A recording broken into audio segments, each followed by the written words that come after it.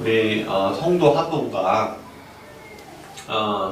밤 기도회를 끝내고 대화를 좀 하려고 번화가, 이 구례동 번화가의 야식집에서 곱창을 먹었습니다. 한곱창. 맛있더라고요. 제가 사드리고 싶었는데 굳이 내시겠다고 해요. 너무 잘 먹었습니다. 근데 그 얘기하려고 하는 것이 아니라 대화를 마치고 집으로 가기 위해서 이제 주차된 차로 가려는데 어떤 분이, 여자분이 지나가면서 마사지 받으실래요? 그래서 호객하는 거예요. 그래갖고 제가 그랬죠. 아닙니다. 그랬죠. 근데 순간 확 스쳐 지나가는 게 예수님을 전해야 되겠다. 그런 생각이 드는 거예요. 근데 순간 스쳐가는데 또 바로 앞에 어떤 아저씨가 저한테 또 저희들한테 마사지 받으실래요? 그러시는 거예요.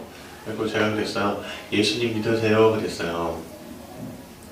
그랬더니 이분이 쑥 이렇게 스쳐 지나가면서 예수님 마사지 받으실래요? 예수님 마사지 받으실래요? 그래서 예수님 믿으세요? 하고서 이분이 이렇게 얘기하더라고요. 예수님이 한 번도 나를 도와주신 적이 없어요. 그렇게 하면서 지나간 거예요. 예수님이 한 번도 나를 도와준 적이 없다는 거야. 뭐예요? 그 얘기는 난 교회를 한번 다녀본 적이 있다 라는 이야기죠. 인상이 굉장히 깊게 남았어요. 그래서 오늘 우리에게 질문을 이렇게 좀 던져보려고 해요. 당신은 한 번도 예수님의 도움을 받은 적이 없으신가요? 그런 질문이에요. 굉장히 도발적이면서 원초적인 이 질문에 대한 나눔을 이 시간 같이 하려고 합니다. 우리나라의 십자가 한 번, 교회 한 번, 예수 믿는 사람 한 번 못 보기는 참 어렵습니다. 데려오시면 천연기념물이 되겠죠. 그것도 그럴 것이 한 동네에, 도시에는 한 동네에 교회가 큰 교회, 작은 교회 할 거 없이 굉장히 많아요. 우리 요만한 땅덩어리, 이 양고리 이 땅덩어리에도 교회가 벌써 몇 개, 작은 교회가 5개 있고, 큰 교회는 또 외곽에 있잖아요.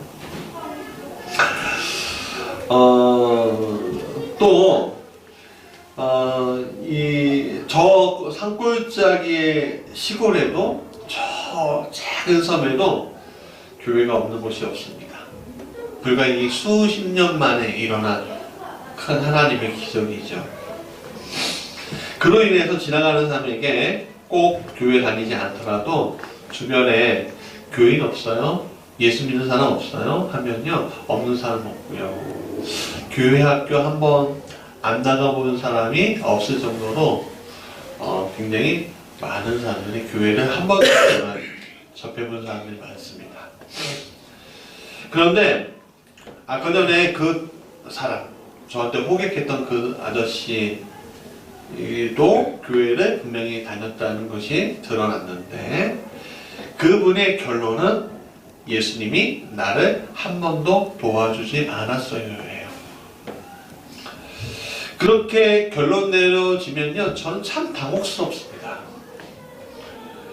그리고 그런 결론 내린다는 것이 참으로 안타까워요. 왜 그런지 아십니까? 왜냐하면 예수님은요, 한 번도 저를 안 도와주신 적이 없기 때문에 그래요. 한 번도 저를 놓아본 적이 없었어요. 때로는 인간적인 실망이 다가오는 순간이 올 때도 있어요, 사실은. 근데 지나가고 보면 하나님이 오묘하신 진리가 내 삶을 통해서 경험되어지는 것을 고백할 수가 있어요. 나의 어떤 경험의 부족, 나의 어떤 부족함을 채우시기 위해서, 깨닫게 하기 위해서 하나님이 일하신 것을 제가 알게 돼요.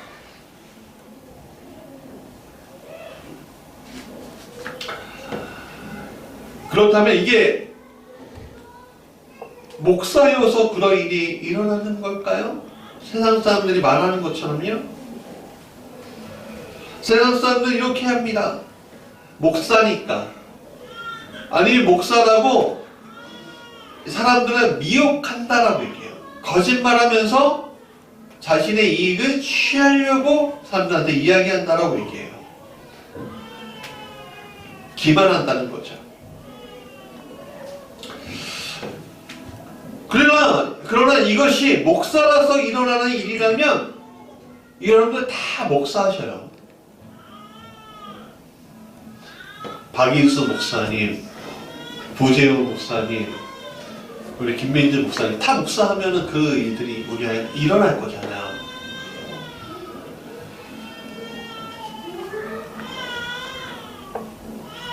그러나 목사가 아님에도 불구하고 오늘 고백하는 여러분들의 삶 속에 이런 일들이 일어나는 것을 우리는 다 경험하고 우리는 살고 있어요. 그래서 오늘 우리에게 또 직분도 주어지고 그런 거죠.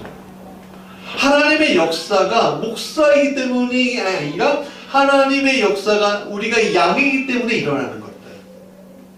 오늘 우리가 그것을 보고 있어요. 이미 깨닫고 있죠. 2달 전이었어요. 아내가 중고나라 당근마켓 뭐 이런 거 하잖아요. 당근마켓에서 쇼파를 무료로 한다고 해서 저를 막 꼬드기는 거예요. 여보, 쇼파를 바꿔야 찢어졌잖아. 중고로 받은 건데 찢어졌고 이거는 못 사. 여보, 장기동에 쇼파가 깨끗한 게 나왔대. 여보, 빨리 가자. 뭐 이렇게 막 꼬셔갖고 바쁜데 또 뭐 이러면서 억지로 갔죠. 장기동 가연초등학교 옆에 어떤 아파트에 그래서 방문했는데 엘리베이터를 타는데 슈퍼 배달하시는 분 있잖아요. 슈퍼 배달해 주시는 분이 같이 엘리베이터를 타게 됐어요. 근데 제가 그랬어. 얘 교회 다니세요? 이렇게 물어봤어요. 그런데 그분이 굉장히 밝은 모습으로 성령의 충만한 모습으로 진짜 저는 어디 교회 나가는데 너무 행복해요. 예수님 안에서 너무 좋아요. 저는 원래 서울 사람인데 이쪽으로 와서 정착하는데 이산가 앞에 무슨 교회 다니는데 정말 좋아요. 말씀도 르뚝했어요. 정말 우리는 너무 행복해요.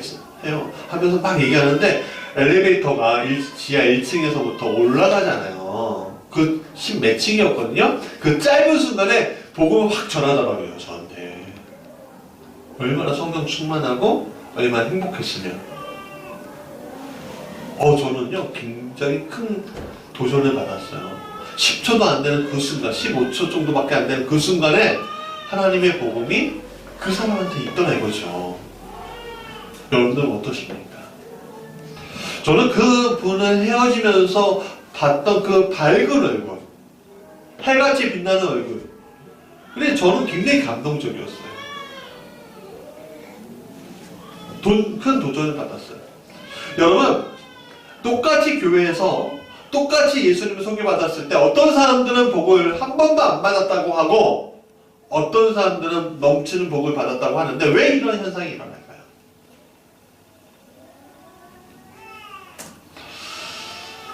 오늘 이 본문이 그 말을 해줘요. 첫 번째 같이 읽어볼까요? 빨간 글씨야 시작. 도둑과 목사를 구분하자.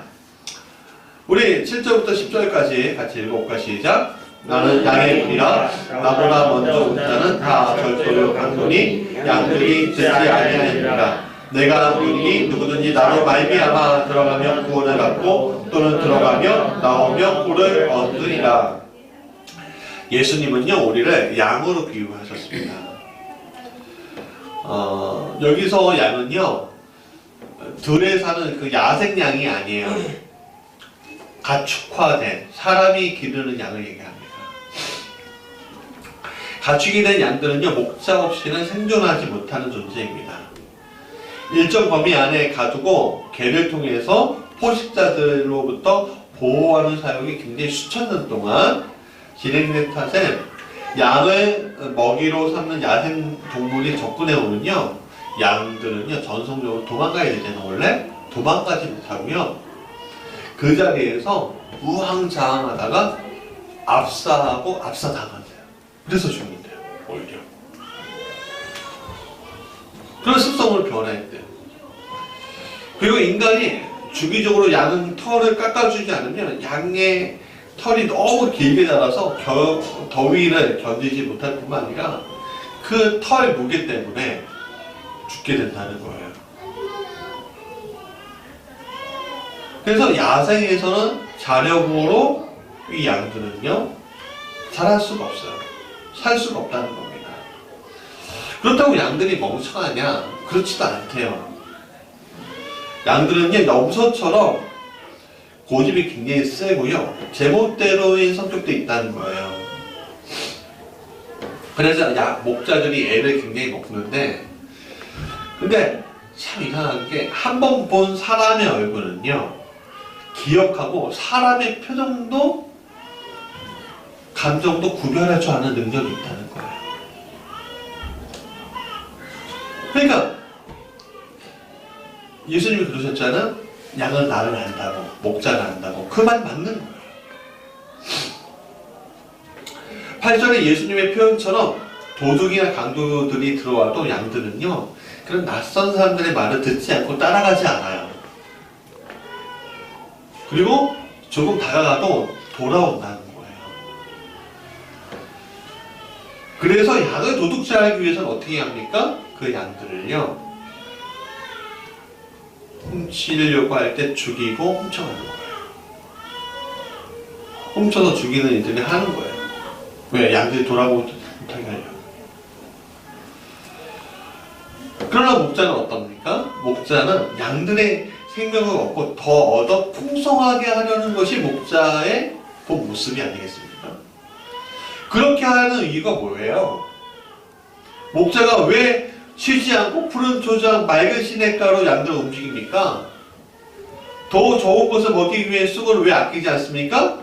그래야지 자신도 풍성해지기 때문에 그런 거예요. 사실 생계 수단이잖아요, 양들이. 사랑하는 여러분, 오늘 우리 사회는 육적인 것에 너무 지나치게 몰두해 있는 것을 보게 됩니다. 사람들은 오늘 자신이 가진 것에 만족하지 못하고 더 좋은 것, 더 많은 것을 원해요. 제가 아이들을 키우다 보면요, 아시잖아요. 양육하는 것이 지쳐서 때로는 내가 다른 일을 좀 해야 되는데 이 아이들이 계속 붙어요. 아빠, 계속 엄마. 우린 끊임이 없어. 언제 끝날지 모르겠는데 하여간 아빠, 엄마 막 붙잖아. 그러면은 설거지도 못하고 청소도 못하고 아무것도 못하는 경우들이 생기잖아요. 그러니까 우리가 뭐 다를 게 있겠습니까? TV 틀어주고 유튜브 틀어주는 거죠, 사실. 근데 요즘에 셋째가요 유튜브 틀은 법을 안 하는 거예요. 리모컨 딱 틀고 자기 거또 하는 거 알아요. 또 이 AI가 대박 신기하잖아요. 자기 거 하나 딱 틀면 연관 검색어 뭐 이런 식으로 계속 나와요. 그러니까 셋째가 원하는 것을 툭툭 알아서 대령해 놓아요. 그러나 어느 순간에 이 아이가 저희에게 얘기하죠. 아빠 갑옷 사줘. 근데 갑옷 사줘로 끝나면 좋은데 갑옷도 되게 많잖아요. 갑옷에 유니클로 사줘 그래요.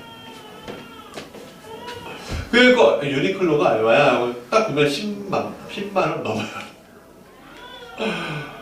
아이고 당장 못 사준다. 다른 걸로 하자. 그렇게. 어쩌다가 뭐 저희는 중고로 이렇게 막 1만 원에 사기도 하는데 작은 아빠가 아니면 이모가 좀 비싼 거 어린이나 이런 거 이럴 때 좀 비싼 거 사줄 때가 있어요. 너무 행복해요. 그 모습 보면 안 사주고 싶은 마음이 없어요. 또 사주고 싶다는 생각 막 들죠. 근데 어떻게 해요? 내가 하루 잘 놀는데 하루 잠깐 잘 놀다가 그 다음에 다시 유튜브 봐요. 뭐가 있나. 그리고 또 보세 뭐가 또 있대. 실증내고 또 다른 것을 사달라고 하죠. 그래야 자신이 만족하겠더라. 우리도 그렇죠. 오늘 우리 사회가 우리에게 요구하는 것이 그래요. 더 좋은 것, 더 많은 것, 더 높은 것을 원합니다. 그래서 우리의 소원이 점점 거창해지죠. 그런데 자신이 하기에는 굉장히 한계가 있습니다. 내가 가진 여건도 그렇게 안 되고요. 내가 가진 삶의 어떤 형태로서는 그게 다 할 수가 없어요. 그러니까 어떻게 합니까? 그 다음 단계가 내가 할 수 없는 것을 해줄 수 있는 존재를 찾아가는 거예요. 그 존재가 바로 하나님인 거예요. 그렇게 찾아간 하나님께 빌었는데 받은 것이 없으면 결국 그 하나님은 자신의 하나님이 안 되는 거죠. 그러다 보면 다른 하나님을 찾아가게 되고 또 다른 것을 찾다가 못 찾으면 결국 신이란 거는 하나님이란 거는 없어. 그렇게 결론 내려버려요. 즉 우리 욕망, 욕심, 교만, 자만은 채우지 못하고 자신의 우상을 만들어서 하나님이라 하고 그 우상이 나의 목자라고 사람들은 생각하고 있다는 거죠. 그런데 나의 목자라고 생각했던 것이 나에게 풍성함을 주었을까요? 아니요, 주지 못했습니다. 우리는 하나님 안에서 영적인 풍성함을 누리도록 계획되어져 있어 이미.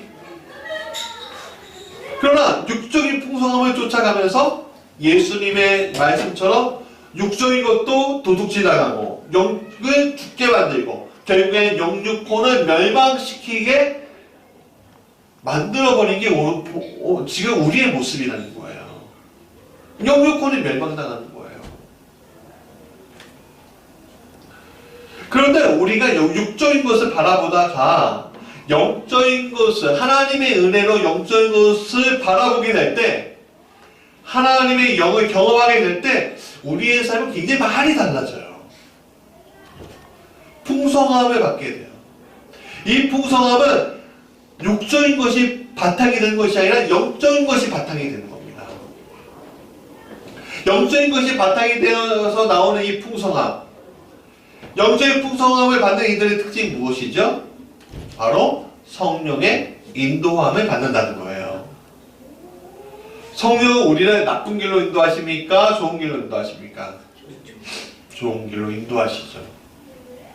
여러분, 광야 40년 동안 이스라엘은요, 초반을 빼고는 배고프지도 않고요, 목마르지도 않았습니다. 철저하게 하나님께서 구워주셨습니다. 그래서 40년 시간을 지내면서 이스라엘의 예전 세대는 내일의 것을 걱정하는 사람들이었지만 이스라엘의 신세대는 내일의 것을 걱정하지 않는 세대로 변해 있었습니다. 무슨 말이에요? 예전 세대는 자꾸만 내가 뭔가를 해야 되고, 그래서 얻어야 되고, 뭔가 좀 취해야 되고, 그래서 내가 이렇게 저축해야 되고 하는 그걸로 하나님이 내일을 안 도와주시면 어떡하지? 그런 세대였다면 지금의 세대는 뭐 눈을 떠보면 만나가 있고 배고프면 메추라기가 있고 하나님의 공급이 완벽하게 되어 있으니까 내일은 걱정이 안 걱정해요. 분명히 내일도 그 일이 일어날 거라는 것을 하나님이 분명히 보여주시잖아요. 걱정하지 않는 거예요.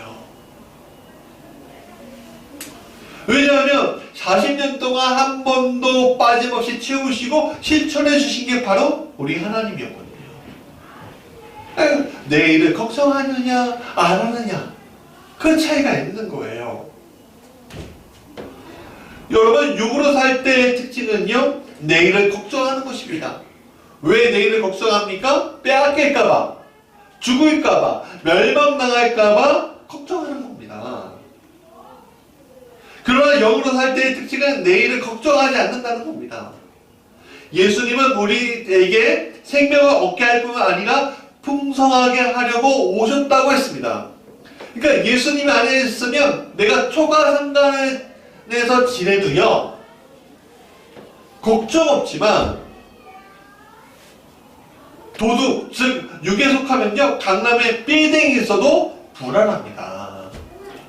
제가 연애할 때 참 저도 담대했던 게 뭐냐면, 제가 저희 집이 굉장히 어려운 상황, IFU로 완전히 만나고 부모님은 식당에서 사시고 저희 이제 군대 갔다 온 저하고 제 동생은 자물포 쪽에 인천대학교 그 뒤쪽에 하숙집이 있는데 완전히 쓰러져가는 초가상가 같은 데에서 살았어요. 막 그 화장실이 제 마음에 안 드는데 푸세식 거기 살았어요. 근데요 제가 우리 아내를 그때 아내를 만났잖아요. 근데 나 여기 산다고 이거 온 거예요. 지금 생각하면 참 어리석은 선택이었어요. 근데 저는 이상하게 자신감이 있었어요. 그 사람에 대한 자신감이 아니라 하나님이 나를 인도하고 있다는 자신감. 지금 이거는 과정이야. 내 최종 목적지가 아니야. 그러니까 내가 지금 여기 살아도 제 아내한테는 자신감이 있는 거예요. 제가 개척하고 났을 때 저희는 집이 없었어요. 근데 저희는 너무 감사했어요. 이 교회 한 구석에 단칸방에 사도 너무 행복했어요. 왜요? 이게 끝이 아니거든요. 과정이거든요. 하나님 부어주실 게 분명히 보이거든요. 그리고 여러분 보시잖아요. 부어주신 거. 여러분 우리는 양입니다. 세상이 알 수 없는 평안을 얻은 양들. 세상이 알 수 없는 것을 얻은 양들. 필요할 때마다 치우시고 공급받는 양입니다. 당장 지금 이 문제가 해결되지 않고 당장 지금 그 문제가 내 앞에서 큰 파도처럼 다가와도 우리는 걱정하지 않는 양입니다. 왜? 목자가 푸른 초장과 실만한 물가로 인도하고 있는 과정 가운데 있기 때문에 그런 거예요. 여러분 이런 복 외에 더 큰 복이 어디 있겠습니까? 내일 것을 걱정하지 않아도 되잖아요. 조금만 견디면 돼요. 사실 견디면 믿고. 근데 우리는 믿지 않고 어떻게 해요? 내가 할 거야. 내가 찾을 거야. 내가 해결할 거야 하면서 막 이리 뛰고 저리 뛰다가 어떻게 돼요? 잡혀먹잖아요. 뭐예요? 육적인 세력들에. 그러니까 여러분 오늘 우리가 의지할 건 누구예요? 목자예요. 그 어떤 목자들? 그냥 두 번째 읽어봐 시작. 선한 목자와 삭군을 구별하라. 여러분 누군가 나를 위해서 희생해 줄 수 있다면 저는요 뒤도 돌아보지 않고 달려갈 겁니다. 왜냐하면 그런 사람은 결코 쉬운 게 아니에요. 보통 우리는 그런 사람을 찾고는 싶지만 찾기는 어렵습니다. 그래서 그런 사람은 꿈을 꾸지만 속으로는 또 오히려 경계해요. 왜냐하면 사랑한다 하면서 나를 이용해 먹으려고 하는 뻔한 속셈은 우리가 이미 알고 있어요. 근데 당하죠. 여러분 우리나라 범죄율이요 여러 가지 이렇게 범죄들이 많잖아요. 근데 범죄 중에 뭐 치안이나 이런 것들은 다 그 순위권이 없어요.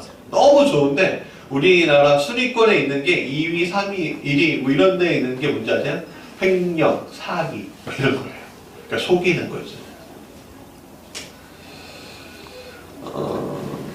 그럼에도 불구하고 세상을 살면서 이용당할 것을 알면서 사꾼의 몸을 맡긴다는 것은 참 불행한 일이 아닐 수가 없어요. 어느 대기업에서 구조조정을 위해서 다른 회사를 파는데 자회사를 파는데 직원들에게 구두로 고용승계를 해주겠다고 인수하는 기업 측에서 했다고 얘기했대요. 직원들은 더 이상 대세를 거스를 수 없으니까 믿는다고 하면서 속을 것을 알고선 찬성해 줬는데 결국 구두 약속은요 지켜지지 않았다고 합니다. 구두 약속을 하는 사용자 측도 누군가의 고용된 사람이었기 때문에 지켜질 수가 없었고 받은 기업도 마찬가지라는 거예요. 결국 피해는 누구의 목이에요? 그 노동자와 가족들의 목이 되었죠. 여러분 지켜지지 않는 약속을 하는 이들은 사건입니다. 그들도 어차피 고용당하는 입장이기 때문에 지킬 수가 없는 겁니다. 사꾼은 이리가 오면 양들을 버리고 제 살 길로 가는 것이 사꾼이에요. 책임져 주지 않는 거죠. 여러분, 사꾼에게 붙잡혀 살았던 사람들은 자신도 어느 순간에 사꾼으로 세상을 살아왔기 때문에 하나님을 사꾼으로 바라보고 있습니다.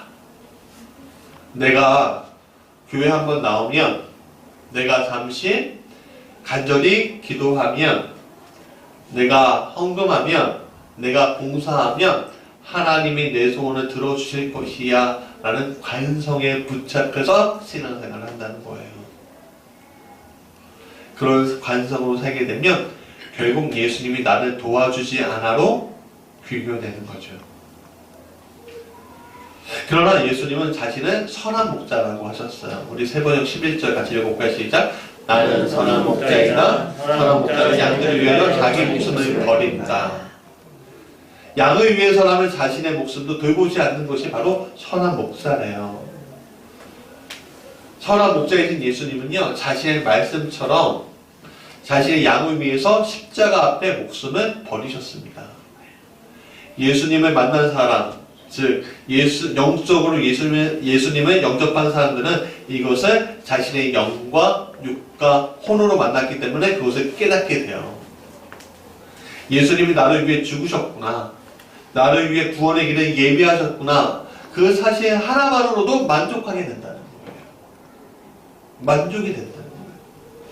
세상 사람들, 우리가 육적으로 살 때 만족함이 있습니까? 없습니까? 만족함이 없어요. 근데 이상하죠? 예수님이 만나면 만족함이 생깁니다. 무엇이 많이 채워지지 않아도 만족해져요. 그냥 기뻐요. 내가 손해보는 것인데 기뻐져요. 내가 정말 야 바보 아니야? 세상 사람들이 이렇게 얘기해도요, 너무 행복해요. 그리고 더 놀라운 것은 이 선한 목자가 오늘 성령을 통해서 언제든지 찾아와서 나를 위해 날마다 구원을 인도해 주신다는 사실을 우리가 날마다 경험하고 있다는 거예요. 그것을. 참 신기하죠.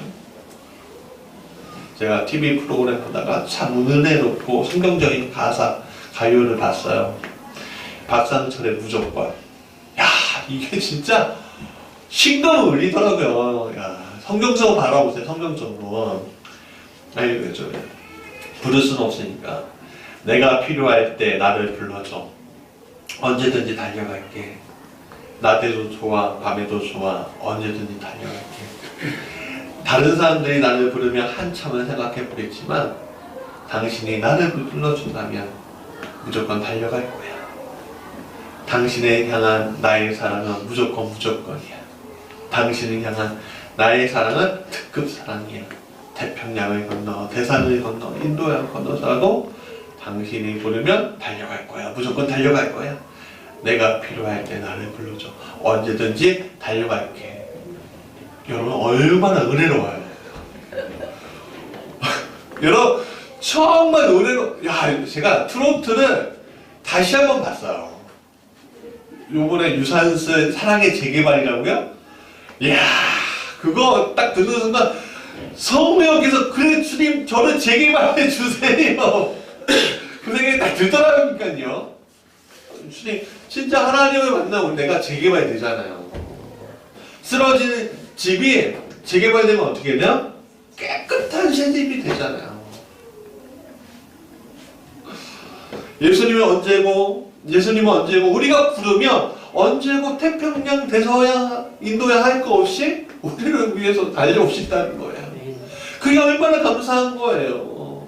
근데 그 비밀은 누구만 알고 있어요? 예수님을 영접한 사람만 알고 있는 거예요. 예수님 때문에 만족해본 사람만 알고 있는 거예요.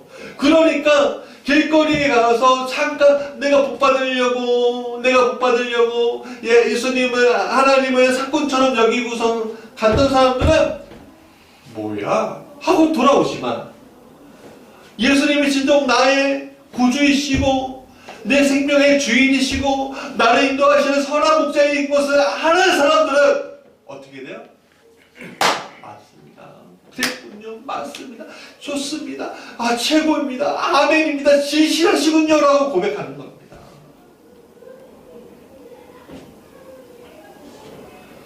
우리는 더 이상 죄의 간성의 법칙에서 끌려다니는 인생이 아니라 성령으로 인해서 내 인생이 완전한 사랑으로 덮여지는 인생이 되는 거지요. 그러면 세상은 영원한 것을 추구하지만 가질 수 없는 자리에 우리를 인도하지만 예수님은 우리가 나는 다 나누어 주어도 예수님 때문에 영원한 것을 가질 수 있게 되는 자리에 우리를 주님은 세워주신다는 겁니다. 그러니까 여러분들은 이미 영원한 것을 가지고 있잖아요. 그러니까 우리가 영원한 것을 가지니까 내 마음 가운데 뭐가 생겨요? 만족함이 생기잖아요. 만족함이 생기잖아요. 여러분, 이게 결론입니다.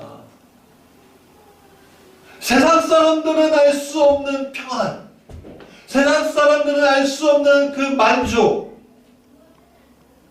사람들이 그렇게 쫓아가고 있는 그것들을 우리는 그들보다 노력하지 않고 그냥 믿기만 했는데 주님이 주신다는 거예요. 근데 그것이 놀랍게도 어느 때 어느 순간이 아니라 날마다 숨 쉬는 순간마다 그것을 주신다는 거예요. 여러분, 우리가 육적인 것을 바탕으로 할 때 우리가 하늘에서 얻을 것은 아무것도 없습니다. 아까 전에 말했던 호객꾼이 말했던 것처럼 예수님은 나를 한 번도 도와준 적이 없습니다 라는 그 말이 맞아요. 그러나 우리가 삶이 육이 아닌 영의 바탕이 된다면 우리는 풍성한 것을 경험하게 될 것입니다. 내일을 걱정하지 않는 평안함, 무조건적인 사랑을 경험하는 삶, 그것을 예수님을 통해서 우리가 경험하게 되고 만족을 얻게 될 것입니다. 육으로 오는 것은 덤일 뿐이에요. 덤이요. 덤으로 오면 더 좋죠, 사실. 그렇죠? 네. 덤으로 오면 더 좋죠, 뭐, 사실. 그러나 그거 없이도 우리는 만족할 수 있다는 거예요. 있어도 되고 없어도 되는, 없어도 하늘에서 더 큰 상급이 나한테 기다릴 거야 라는 그 소망을 내가 가지고 있을 수 있는 이 영원함을 간직한 사람의 모습. 여러분, 예수님이 나를 한 번도 도와주지 않았다? 그건 예수님을 몰라서 그런 거예요. 그러나 우리가 예수님을 아는 그 순간에 우리는 달라질 수 있는 겁니다. 달라져 있는 겁니다. 받은 복을 한번 세워보아라 라는 찬송가 가사는 육으로 생각할 때 세상 사람들이 추구하는 것보다 한참 못 미치고 내 욕심에도 한참 못 미칠 확률이 큽니다. 그러나 우리가 영어로 생각할 때, 영어로 계산할 때 넘치고 넘쳐서 주체 못할 정도의 복이 내게 와 있음을 우리는 느낄 수가 있어요. 거기에 육적인 복은 덤이라는 거예요. 저는 확신해서 선포할 수 있습니다. 예수님 우리를 완전히 돕고 계십니다. 예수님 우리의 풍성함을 이미 부어주셨어요. 우리 이제 만족하면 돼요. 근데 왜 만족하지 못한다고요? 예수님. 그거는요, 성령의 충만함이 없어서. 기도해 보십시오. 인도함을 받고 있습니다. 가만히 하나님 묵상해 보십시오. 얼마나 많은 것들이 우리에게 오고 있는지 몰라요. 받은 것이 없다고요? 도움이 없다고요? 그거는 영을 모르는 사람들이 하는 말입니다. 여러분은 영을 아는 사람들, 그 영을 우리가 놓치지 말고 성령 충만한 축복을 받길 간절히 축원합니다. 우리